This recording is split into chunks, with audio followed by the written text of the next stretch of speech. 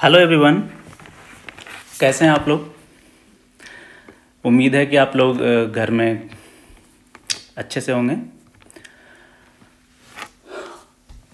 आज हम डिस्कस करेंगे इलेक्ट्रिकल इंजीनियरिंग जो आपका ब्रांच है, इसका एक बहुत ही इम्पोर्टेंट सब्जेक्ट है power system analysis.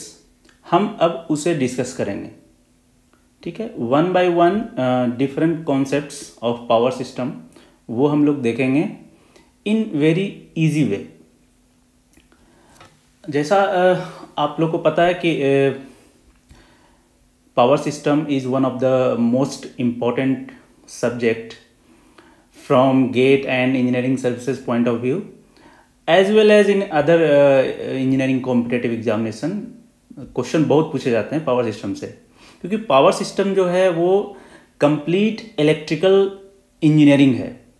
From generating station to load, it covers all the electrical engineering. So we will start power system today, and in that सबसे पहले हम लोग स्टार्ट करेंगे पर यूनिट सिस्टम से। पर यूनिट सिस्टम पावर सिस्टम में काफ़ी यूज होगा, आगे हम लोग देखेंगे उसे। तो पर यूनिट सिस्टम को हम लोग डिटेल्स में एनालाइज कर लेते हैं, उसके एग्जांपल्स देखते हैं कि आखिर क्या होता है पर यूनिट सिस्टम, उसको हम कैसे डील करते हैं। So let's start with per unit system. सबसे पहले हम लोग देखते हैं कि why do we need per unit system. ये सबसे बड़ा, किसी भी आप टॉपिक को पढ़ते हैं तो आपका मोटो क्लियर होना चाहिए कि हम लोग क्यों पढ़ रहे हैं उस टॉपिक को। Why do we need per unit system, ठीक है। तो इसको हम लोग समझेंगे एक सिंपल सा पावर सिस्टम नेटवर्क लेकर कि आखिर क्या होता है पर यूनिट सिस्टम। जैसे आप लोग single line diagram, I hope you know well about single line diagram, और उसको वन लाइन डायग्राम भी कहते हैं। तो सिंगल लाइन डायग्राम आप लोग जानते हैं ना, वो छोटा सा एक टॉपिक है, किस तरह से पावर सिस्टम को हम लोग 3 फेज में ना दिखाकर सिंगल लाइन डायग्राम के थ्रू उसको रिप्रेजेंट करते हैं for simplicity in analysis. So suppose इस तरह का एक सिस्टम है,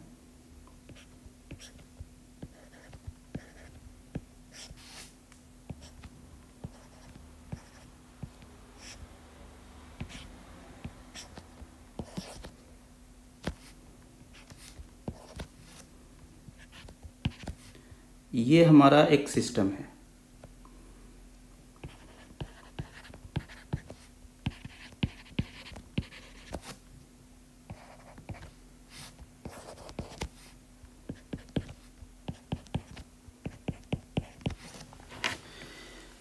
ठीक है, ये सिस्टम है। कैसा सिस्टम हमारा है? एक जनरेटर जनरेटिंग स्टेशन पे है, अदर जनरेटिंग स्टेशन पे भी दूसरा जनरेटर हो सकता है, और दोनों इस पावर सिस्टम नेटवर्क में कनेक्टेड हैं। और ये हमारा ट्रांसफार्मर है। ऑब्वियसली आप लोग पढ़े होंगे बेसिक इलेक्ट्रिकल इंजीनियरिंग में, जनरेटिंग स्टेशन के बाद उसको स्टेप अप किया जाता है फॉर ट्रांसमिशन पर्पस। ये ट्रांसमिशन लाइन हो गया, और ये हो गया सेकेंड ट्रांसफार्मर T2।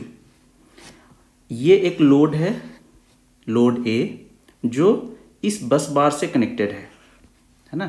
उसी तरह से एक लोड B है जो इस बस बार से कनेक्टेड है। इस तरह का एक सिंपल सा हमारे पास सिस्टम है, पावर सिस्टम नेटवर्क है। देखिए ये जो जनरेटर है, ऑब्वियसली हम सब सिंपल सा एक सर्किट ले रहे हैं जिसमें इसका स्टार ग्राउंडेड है थ्रू सम रिएक्टेंस, उसी तरह से ऐसे भी है, ठीक है। हम यहाँ पे कुछ कोई बड़ा सा नेटवर्क नहीं ले रहे हैं, ट्रांसफार्मर भी है। ऑब्वियसली 3 फेज सिस्टम को यहाँ पे वन लाइन डायग्राम में दिखाया गया है, और ट्रांसफार्मर भी star delta, delta star, star star, कुछ भी हो सकता है। हमने सिर्फ एक सिंपल सा इस तरह का सर्किट लिया है। अब अगर इसका आप इम्पिडेंस डायग्राम देखें, इम्पिडेंस डायग्राम, इस जो नेटवर्क हमने बनाया इसका इम्पिडेंस डायग्राम क्या होता है। इम्पिडेंस डायग्राम में जितने भी कंपोनेंट हैं, है ना, जितने भी जैसे यहाँ जनरेटर है, ट्रांसफार्मर है, जनरेटर है, लोड है, तो सबका हम क्या करेंगे, इम्पिडेंस और उसका जो वोल्टेज लेवल है, आइदर इंड्यूस्ड ईएमएफ और back EMF, if there is motor somewhere then you will take back EMF of that motor. Generator है तो इंड्यूस्ड ईएमएफ, वो सारे वोल्टेज को उसमें इंक्लूड करके एक पर यूनिट इम्पिडेंस डायग्राम हम ड्रॉ करते हैं। अब इसका इम्पिडेंस डायग्राम अगर आप ड्रॉ करेंगे तो जनरेटर के लिए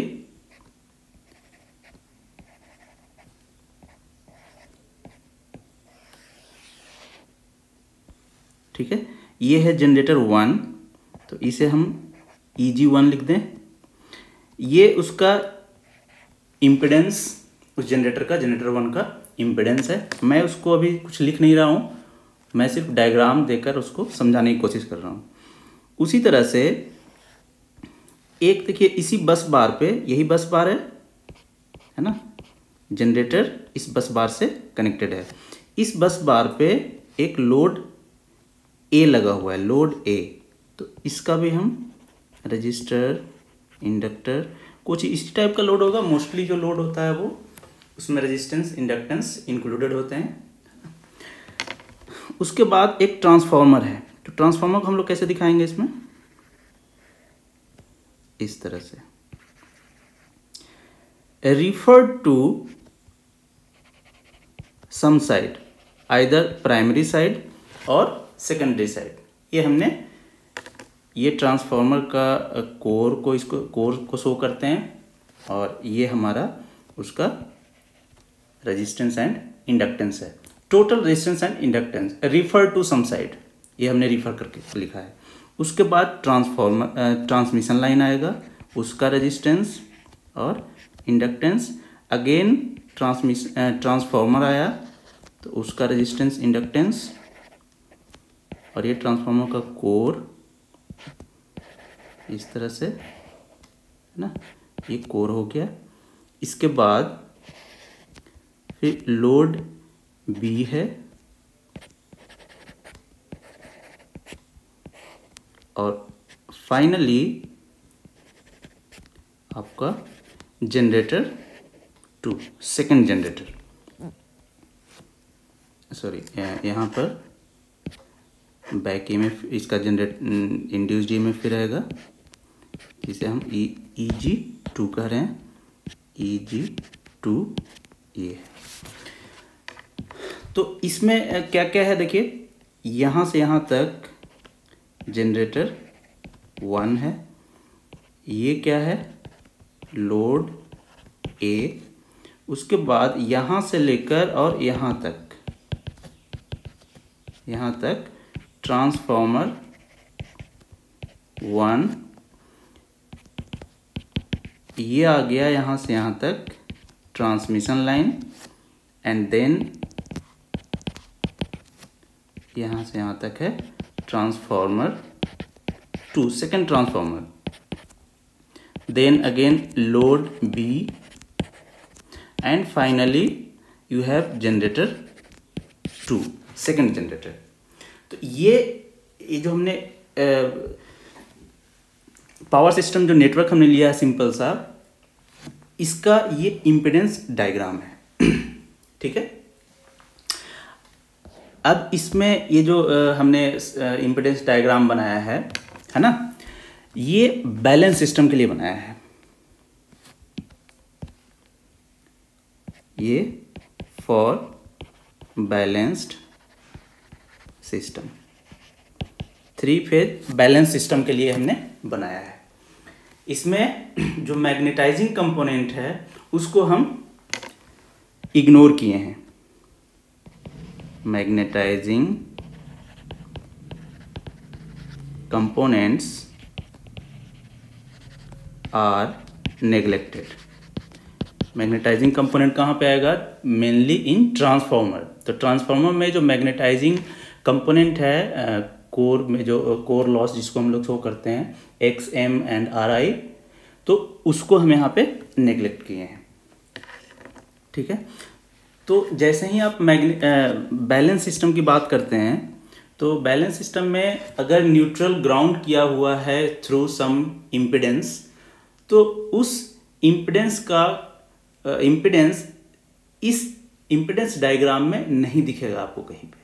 ये आप पढ़े होंगे बेसिक इलेक्ट्रिकल इंजीनियरिंग में कि अगर सिस्टम हमारा 3 फेज बैलेंस सिस्टम है तो न्यूट्रल में करंट फ्लो होता है 0, है ना। तो जब 0 करंट फ्लो होगा तो इसका मतलब उस न्यूट्रल से जो ग्राउंड में कनेक्टेड है थ्रू इम्पिडेंस, वो इम्पिडेंस पिक्चर में नहीं आएगा। So neutral to ground impedance will not come in picture। ठीक है, वो पिक्चर में दिखेगा नहीं, वो मतलब वो आप डायग्राम में नहीं बनाएंगे। अब देखिए इस डायग्राम को, ये जो इम्पिडेंस डायग्राम है, इसको देखकर आप ध्यान से देखिएगा। यहाँ पे 2 ट्रांसफॉर्मर है, एक ट्रांसफॉर्मर ये है और दूसरा ट्रांसफॉर्मर ये है। ठीक है, 2 ट्रांसफॉर्मर है। आपको पता होगा, आप इलेक्ट्रिकल मशीन में पढ़े होंगे कि ट्रांसफार्मर के दोनों साइड जो वोल्टेज लेवल होता है वो डिफरेंट होता है, करंट लेवल डिफरेंट होता है। ट्रांसफार्मर को मेनली इसी पर्पस के लिए डिजाइनिंग किया जाता है टू अ स्टेप अप और a step down voltage level. Accordingly current भी उसमें स्टेप अप स्टेप डाउन हो जाता है, करंट भी चेंज हो जाता है, power remains same.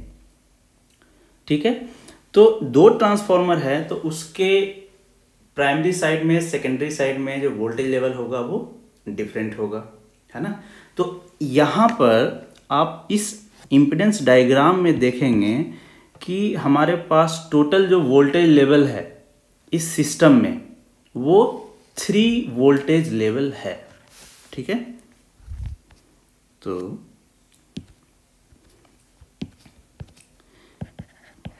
we can see, क्या हम लोग देख रहे हैं यहाँ पे, there are 3 different voltage level in given impedance diagram, है ना। इस impedance diagram में 3 वोल्टेज लेवल हमारे पास है। अब ज़्यादा वोल्टेज लेवल रहेगा तो ऑब्वियसली उसको डील करना भी थोड़ा कॉम्प्लेक्स है ना, वो हम लोग देखते हैं अभी। और क्या है, करंट लेवल भी ऑब्वियसली अलग अलग है, सेम नहीं है। तो जब करंट लेवल और वोल्टेज लेवल 3 अलग अलग पार्ट में अलग अलग है, तो हम कोई एक सिंपल सा सर्किट तो इसे बना नहीं सकते कि एक सिंपल सर्किट बनाकर और उसमें सर्किट एनालिसिस करके और किसी भी पॉइंट का वोल्टेज एंड करंट कैलकुलेट कर लेंगे। So calculating voltage and current at each point of the system will be difficult, है ना। ये डिफिकल्ट होगा, क्यों? क्योंकि जहां भी ट्रांसफॉर्मर इन्वॉल्व है तो उस ट्रांसफॉर्मर से जो एनालिसिस हम लोग करते हैं, आपको याद होगा जब मशीन में आप पढ़ रहे होंगे, तो ट्रांसफॉर्मर का एनालिसिस के लिए हम रिफर्ड करते हैं आइदर इन प्राइमरी साइड और इन सेकेंडरी साइड। तो एक ट्रांसफॉर्मर है तब तो आप इजीली प्राइमरी को सेकेंडरी में या सेकेंडरी को प्राइमरी में रिफर करके आप एनालाइज कर लेंगे, बिल्कुल आसानी से हो जाएगा, जैसा आप करते आए हैं अभी तक इलेक्ट्रिकल मशीन में। लेकिन एक से ज़्यादा अगर ट्रांसफॉर्मर होगा तो वहाँ पर रिफर करना कॉम्प्लेक्स फिनोमेनन हो जाएगा, वहाँ पे आपको जो एनालिसिस हो जाएगा वो कॉम्प्लेक्स हो जाएगा, समझ गए। तो यहाँ पे because of transformer,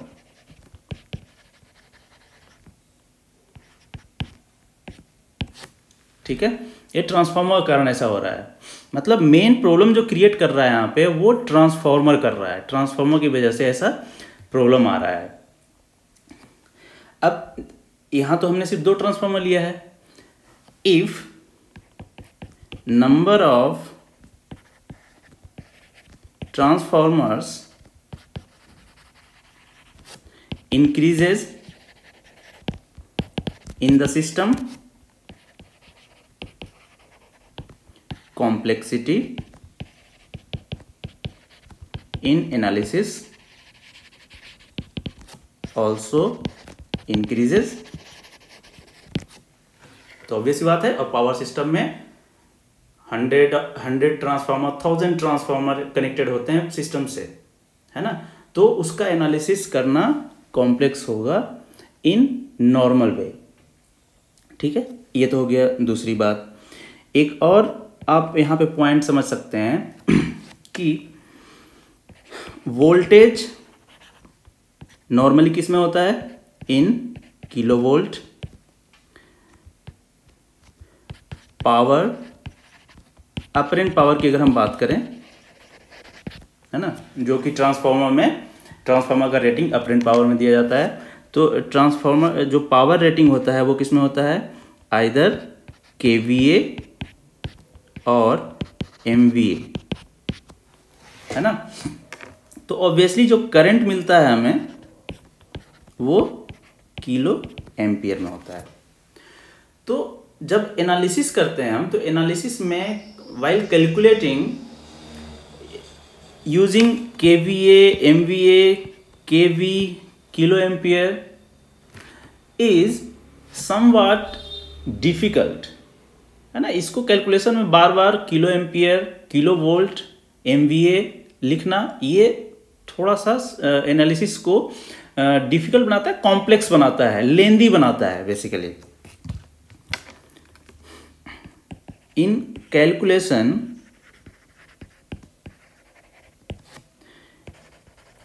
using 10 to the power 3 or 10 to the power 6 every time makes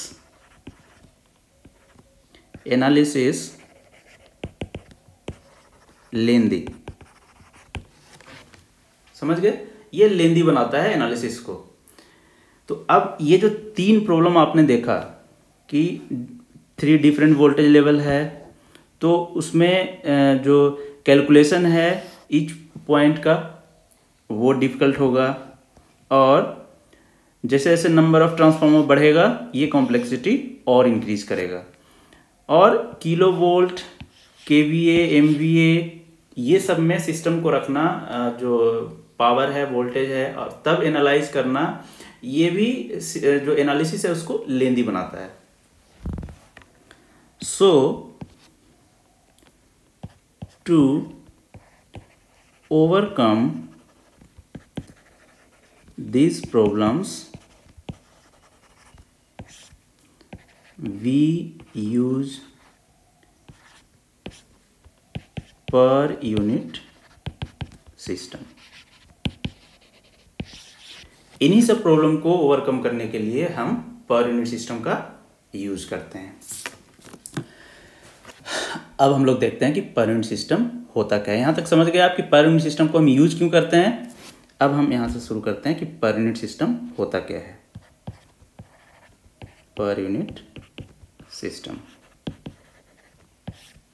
क्या होता है per unit? It is ratio of actual value in any unit to base value, और इसको रिफरेंस वैल्यू भी कहते हैं, इन सेम यूनिट।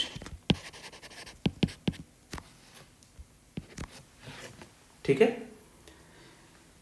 ये होता है आपका पर यूनिट वैल्यू। तो पर यूनिट को अगर हम डिफाइन करेंगे तो क्या हो गया? Actual value divided by base value, ये हमारा होता है पर यूनिट वैल्यू। अब नाम से ही देखिए आपको क्लियर है, एक होता है परसेंट, है ना, जिसको आप इन शॉर्ट ऐसे लिखते हैं, मतलब पार्ट आउट ऑफ 100, यही हो गया परसेंट। अगर 10% लिख रहे हैं तो इसका मतलब है 10 आउट ऑफ 100, ये हो गया परसेंट। अगर हम 120% लिख रहे हैं, इसका मतलब 120 आउट ऑफ 100, वो बढ़ जाएगा ऑब्वियसली, 100 से बढ़ गया है, इंक्रीज कर गया है, तो ये होता है परसेंट। उसी तरह से अब पर यूनिट, है ना, PU जिसको हम लोग डिनोट करेंगे everywhere, so per unit means part out of 1 का कितना पार्ट है वो पर यूनिट कहलाएगा, है ना।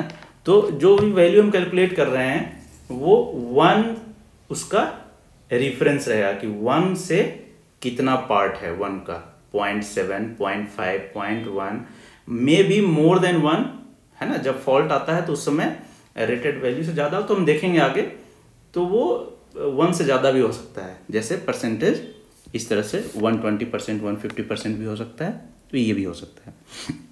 तो ये हो गया पर यूनिट। अब देखिए ये जो पर यूनिट आप कैलकुलेट करना है, जो यूज करेंगे हम आगे, उसमें एक्चुअल वैल्यू ये तो ठीक है, इसमें एक है बेस वैल्यू, है ना। अब इस बेस वैल्यू का क्या मतलब है और ये क्या है, ये हम लोग देखते हैं। Selection of base value, base value का selection, we can choose any value as base value, but we will choose smartly, है ना। हम लोग किसी भी वैल्यू को बेस वैल्यू चूज कर सकते हैं सिस्टम में। अगर हम पावर की बात करें, अपरेंट पावर, तो अपरेंट पावर आप कितना भी रख सकते हैं, 1 MVA, 100 MVA, 1000 MVA, जो आपको अच्छा लगे, है ना। लेकिन कोई सा भी वैल्यू चूज करने से मतलब नहीं है। अगर कोई सा भी वैल्यू चूज कर लिए और उसका कैलकुलेशन, उसका एनालिसिस लेंदी हो, तो वैसा वैल्यू हम चूज नहीं करेंगे। हम जो भी वैल्यू चूज करेंगे स्मार्टली चूज करेंगे, ठीक है। तो कैसा वैल्यू हम चूज करेंगे, अब देखिए,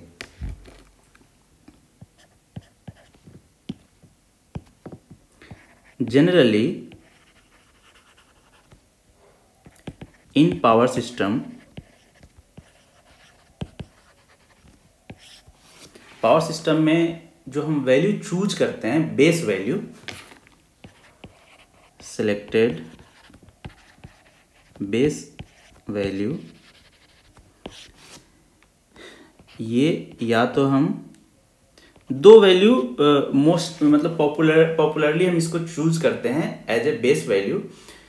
वो क्या है, एक तो बेस वोल्ट एम्पियर, है ना, अपरेंट पावर को हम लोग बेस वैल्यू चूज कर लेते हैं, और एक वोल्टेज लेवल को बेस वैल्यू चूज करते हैं, ठीक है।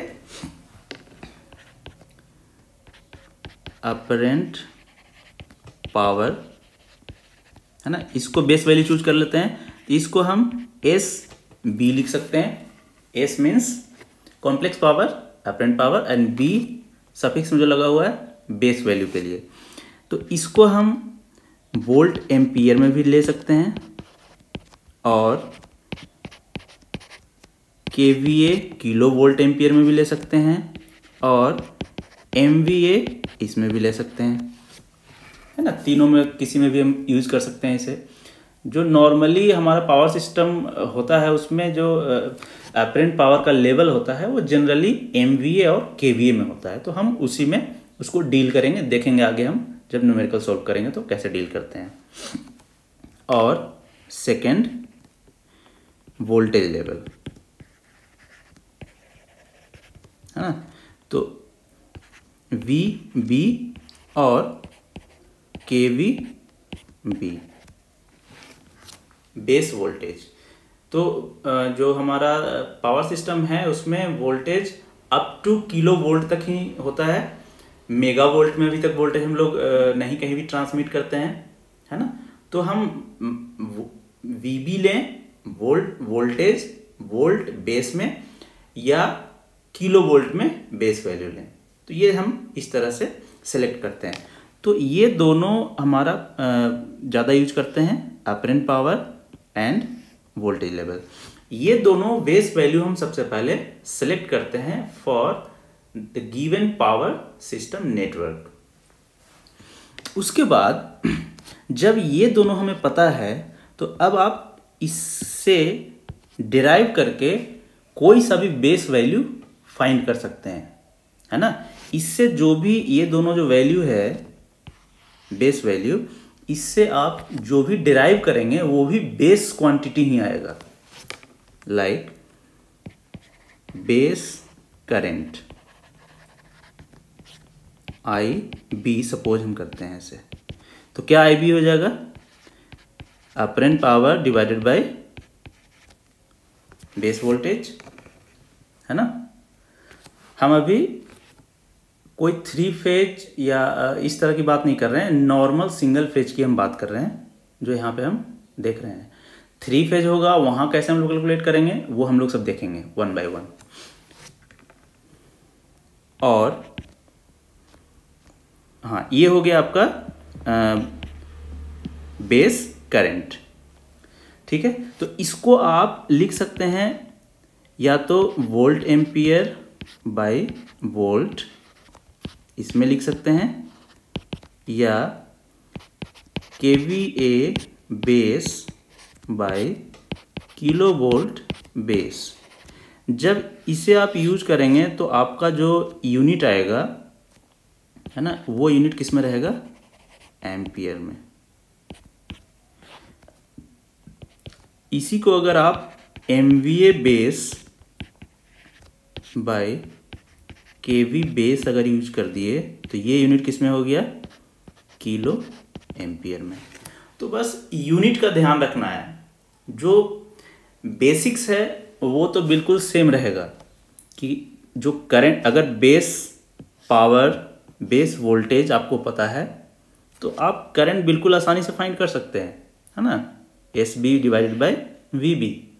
लेकिन उसका यूनिट पे आपको ध्यान रखना है कि एस बी को किस यूनिट में ले रहे हैं आप, वी बी को किस यूनिट में ले रहे हैं, उसी के अकॉर्डिंग आपका करंट भी आ जाएगा।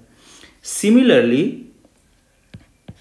बेस इम्पिडेंस ये भी कैलकुलेट कर सकते हैं आप, जेड बी, है ना, ये क्या हो जाएगा, V B divided by I B, ठीक है।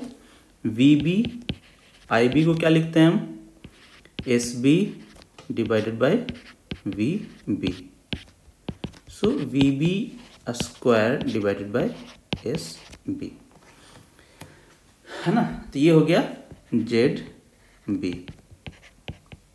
We B square divided by S B. तो ये सब चीज़ आप कैलकुलेट कर सकते हैं जब आपने बेस वैल्यू जो सेलेक्ट किया है वो ये दोनों है तो, है ना, अपरेंट पावर एंड वोल्टेज, इसको आपने बेस वैल्यू सेलेक्ट किया है तो ये base current and base impedance बिल्कुल आसानी से फाइंड कर सकते हैं।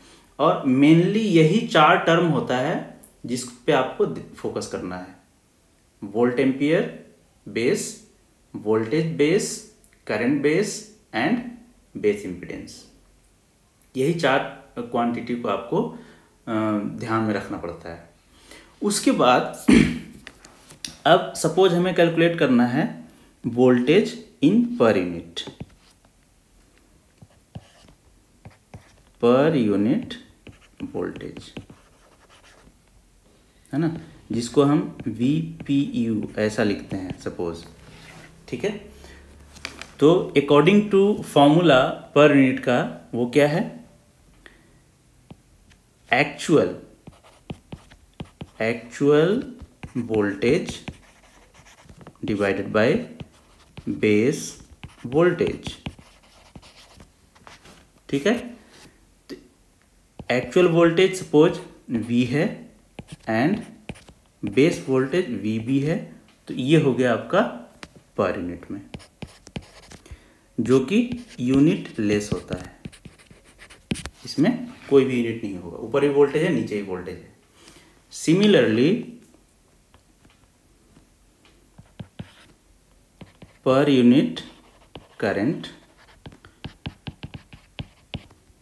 I divided by IB, simply आप ऐसा लिख सकते हैं, पर यूनिट इम्पिडेंस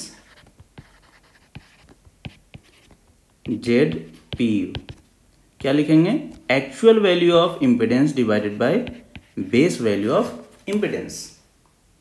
ठीक है, इसको ध्यान दीजिएगा, per unit impedance ZPU। If Z जो है R प्लस JX है,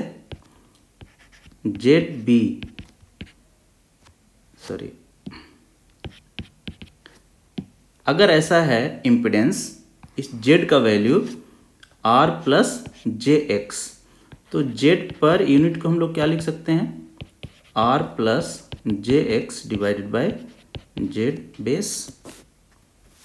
ठीक है, इसको आप ब्रेक कर दीजिए, R बाई ZB प्लस JX by ZB। So from here you can write Z per unit को R per unit plus JX per unit, क्योंकि ये भी तो इम्पिडेंस ही है, पर यूनिट में ही है लेकिन ये इम्पिडेंस है, तो R per unit plus J times X per unit, इसको आप लिख सकते हैं, is equal to this value R by ZB प्लस JX by ZB। So from here you can find R per unit equal to R by ZB, X per unit equal to X by ZB। ये होता है per unit resistance and per unit inductance. ऐसा नहीं है कि per unit resistance को आप R by RB लिखने का कोशिश करें। R per unit equal to R by R base, ऐसा नहीं होता है ना। तो इसको आप ध्यान रखिएगा कि per unit resistance R divided by Z base, मतलब बेस इंपिडेंस से डिवाइड करेंगे R को। तो ये हो गया आपका per unit impedance. Similarly fourth number पे per unit apparent power S per unit, ये कितना हो जाएगा, actual value divided by base value. ठीक है, और अगेन S पर यूनिट को क्या लिख सकते हैं, P per unit plus J Q per unit, है ना। Apparent power is the sum of real and imaginary power, है ना। ये कॉम्प्लेक्स क्वांटिटी है तो J के साथ रहेगा। सो ये हो गया आपका रियल पार्ट, ये इमेजिनरी पार्ट, इक्वल टू ये जो एक्चुअल वैल्यू है, एक्चुअल पावर, इसको आप उसी तरह से लिखेंगे P प्लस JQ, ये एक्चुअल वैल्यू है, एक्चुअल पावर, और यहाँ पे S base. So here you can find real power per unit कितना हो जाएगा, real power by S B and reactive power in per unit reactive power by S B. ठीक है, ये है आपका रियल पावर, कैसा, पर यूनिट रियल पावर, ये है पर यूनिट रिएक्टिव पावर। समझ गए, real power and reactive power को पर यूनिट में कैसे कन्वर्ट करेंगे, डिवाइड करेंगे उसे बेस अपरेंट पावर से। ठीक है, तो ये हो गया पर यूनिट इम्पिडेंस, पर यूनिट अपरेंट पावर। अब हम लोग देखते हैं कि अगर हमारे पास ट्रांसफॉर्मर है तो हम उसको पर यूनिट में कैसे डील करेंगे। अब यहाँ पे आप ध्यान दीजिएगा, हम पर यूनिट को यूज इसीलिए कर रहे थे मेनली क्योंकि जो नॉर्मल हमारा पावर सिस्टम है उसमें ट्रांसफॉर्मर ही मेन प्रॉब्लम क्रिएट कर रहा था वाइल एनालाइजिंग, है ना। To remove this issue of transformer we use per unit system. So per unit system for transformer is very important और उसको आपको अच्छे से समझना है कि कैसे हम उसको डील करते हैं। ठीक है, तो अब हम लोग देखते हैं यहाँ पे per unit representation of transformer.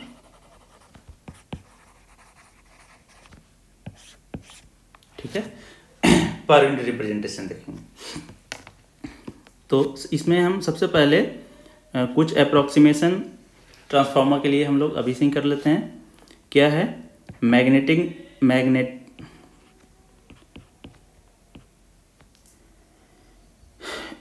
जो मैग्नेटिक ब्रांच है उसको हम अभी से ही नेग्लेक्ट कर चलते हैं। मैग्नेटिक ब्रांच इज नेग्लेक्टेड, है ना, हम उसको नहीं लेंगे मैग्नेटिक ब्रांच को। तो हमारा जो ट्रांसफॉर्मर बनेगा वो कैसा बनेगा, इस तरह से।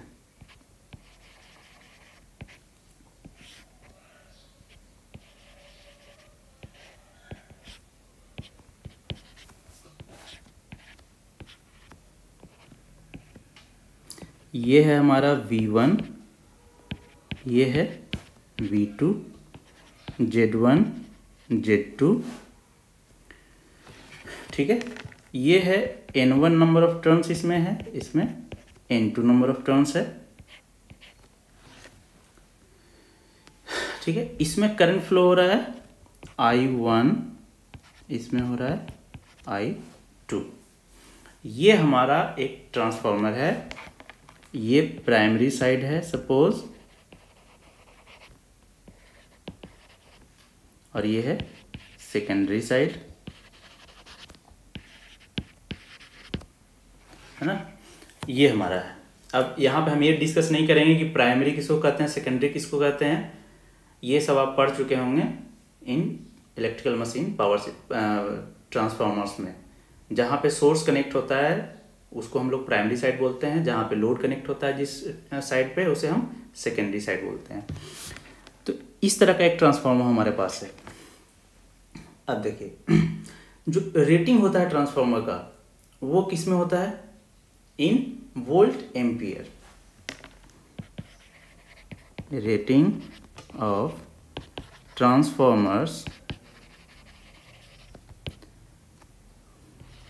आर एस, है ना, V1 I1 और यही हो जाता है V2 I2 भी।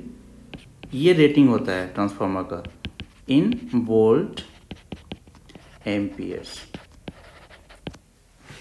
क्यों होता है ये मैटर ऑफ डिस्कशन है फॉर इलेक्ट्रिकल मशीन, वहां पे आप लोग पढ़े होंगे।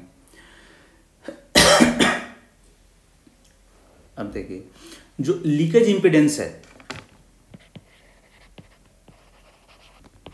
लीकेज इम्पिडेंस कौन कौन सा है, एक तो है Z1 है ना, जो प्राइमरी साइड का है, इक्वल टू इसको लिख सकते हैं R1 प्लस JX1, ये प्राइमरी साइड का है, Z2 R2 प्लस JX2, ये सेकेंडरी साइड का है। ठीक है, दो हो गया। इसका जो ट्रांसफॉर्मेशन रेशियो है, और इसी को टर्न्स रेशियो भी हम लोग कहते हैं। सपोज हम उसको K बोल रहे हैं, N1 by N2, you can denote it by anything, A K anything, है ना। मैंने यहाँ पे K से डिनोट किया है। तो ये सब चीज़ें इस ट्रांसफॉर्मर के लिए गिवन है। अब हमें पर यूनिट रिप्रेजेंटेशन शो करना है इस ट्रांसफॉर्मर के लिए। तो अब बताइए, पर यूनिट में कन्वर्ट करने के लिए सबसे इम्पोर्टेंट चीज़, सबसे प्राइमरी चीज़ क्या होता है, बेस वैल्यू को सेलेक्ट करना, है ना। तो सिलेक्शन ऑफ बेस क्वांटिटी, है ना। बेस क्वांटिटी को यानी बेस वैल्यू को हम लोग सेलेक्ट करेंगे। अब देखिए, जो ट्रांसफार्मर के लिए सबसे इम्पोर्टेंट होता है वो अभी समझ लीजिए एक लाइन में, कि जो वोल्टेज हम पावर सिस्टम में बेस वोल्टेज सेलेक्ट करते हैं, वो ट्रांसफार्मर का वोल्टेज को ही हम लोग बेस वोल्टेज सेलेक्ट कर लेते हैं। अब इसका मतलब क्या है, ये हम लोग आगे देखेंगे वन बाय वन। जैसे जैसे हम लोग धीरे धीरे आगे बढ़ेंगे हम लोग को समझ में आएगा। अभी बस ये दिमाग में बैठा लीजिए कि स्मार्टली जो आप वोल्टेज बेस वैल्यू सेलेक्ट करेंगे वो ट्रांसफार्मर का ही वोल्टेज लेवल होगा, आइदर प्राइमरी और सेकेंडरी, वो मैटर नहीं करता है। जैसे ही बोल दिया आपने कि transformer voltage is base voltage, आपका बेस वोल्टेज सेलेक्ट हो गया। ठीक है, अब किसी भी ट्रांसफार्मर के पास जाएंगे तो उसका जो वोल्टेज लेवल होगा वही उसका बेस वोल्टेज हो जाएगा, और उस साइड से कनेक्टेड जितने भी आपके कंपोनेंट हैं उसका बेस वोल्टेज फिक्स हो जाएगा। ठीक है, तो बेस वोल्टेज, है ना। अब समझने के लिए हम लोग suppose primary side of transformer V1B, है ना, इसको हमने बेस वोल्टेज सेलेक्ट कर लिया। ठीक है, ये हमारा बेस वोल्टेज V1B है। देखिए, ट्रांसफार्मर में आप सिर्फ वोल्टेज, आपको बेस वोल्टेज सेलेक्ट करना है तो वहां पे सिर्फ V या KV में कुछ एक वैल्यू सेलेक्ट नहीं कर सकते। वहां पे दो वोल्टेज लेवल है, प्राइमरी साइड में अलग वोल्टेज है, सेकेंडरी साइड में अलग है। हर जगह जहां भी ट्रांसफार्मर कनेक्टेड होगा वहां पे इसी तरह का वोल्टेज रहेगा, है ना। तो आप किसी एक साइड के वोल्टेज को बेस वोल्टेज सिलेक्ट करते हैं सपोज, तो अब देखते हैं कि क्या हो जाता है, उससे क्या आपको रिजल्ट मिलता है। और हम लोग को पता है V1 बाय V2, है ना। इसको भी अगर हम लोग बेस ही लिख दें, इक्वल टू क्या होता है, N1 bye N2 equal to K, है ना। ये रिलेशन ट्रांसफार्मर के लिए होल्ड करता है और ये आपको पता है। तो यहां से हम V2B equal to V1B by K लिख सकते हैं। इसे लिखने का क्या मतलब हो गया कि अगर आपने बेस वोल्टेज V1B को सेलेक्ट किया, ऑटोमेटिकली V2B भी आपका बेस वोल्टेज सेलेक्ट हो गया इन सेकेंडरी साइड। ये इसका मतलब है, समझ गए? ये वैल्यू आपने सेलेक्ट कर लिया तो इसका मतलब ये वैल्यू भी सेलेक्ट हो गया ऑटोमेटिकली सेकेंडरी साइड का, समझ गए? ये होता है। तो प्राइमरी साइड का बेस, सेकेंडरी साइड का बेस, वो आपस में रिलेटेड है एक दूसरे से। तो इसीलिए एक साइड को हम लोग जब बेस वैल्यू सिलेक्ट करते हैं तो दूसरे साइड का जो वोल्टेज है वो ऑटोमेटिकली बेस वैल्यू सेलेक्ट हो जाता है, ठीक है? सिमिलरली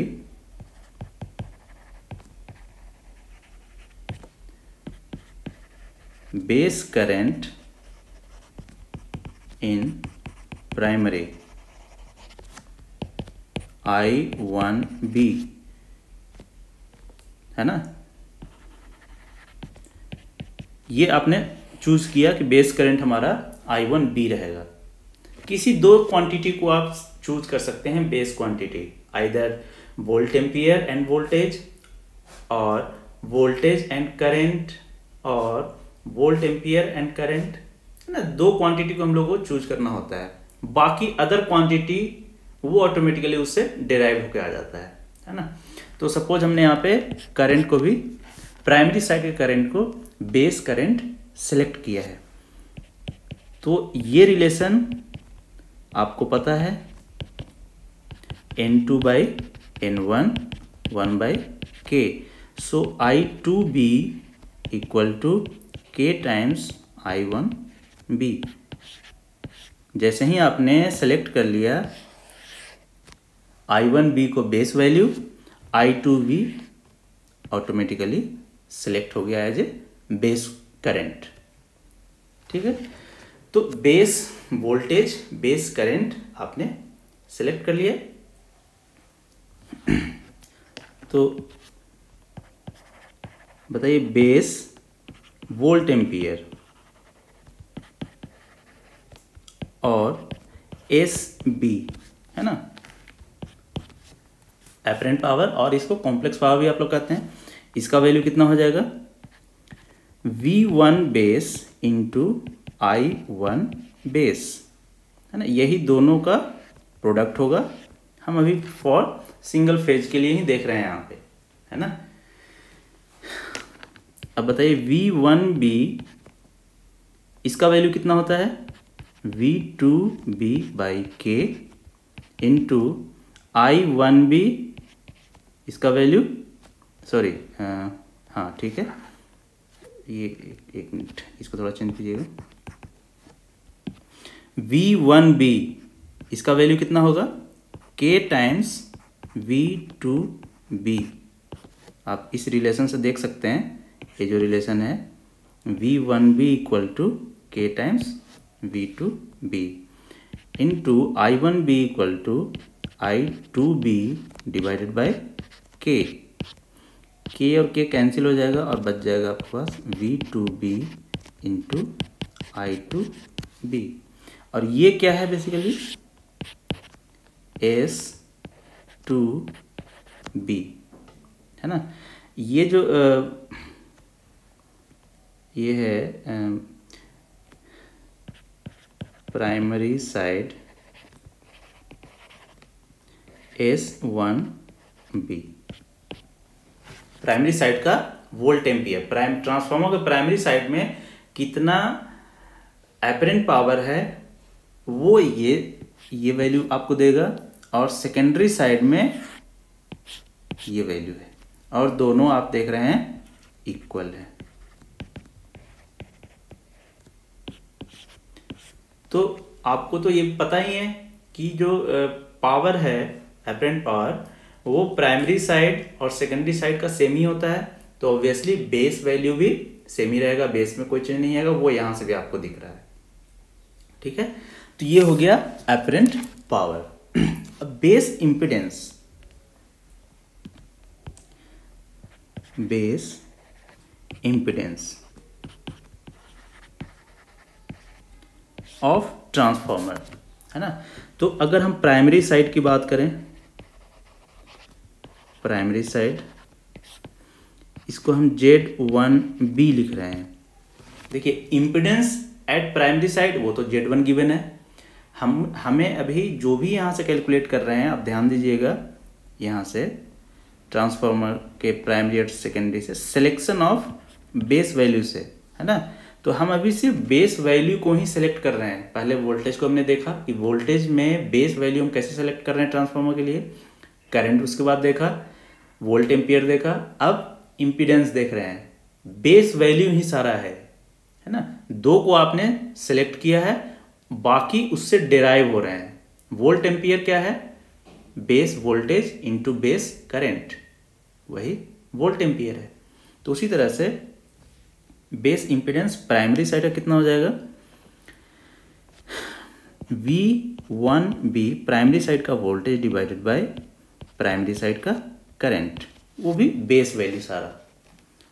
तो ये हो जाएगा V1B डिवाइडेड बाय, अब ये वैल्यू आपको पता है, इसको आप चलिए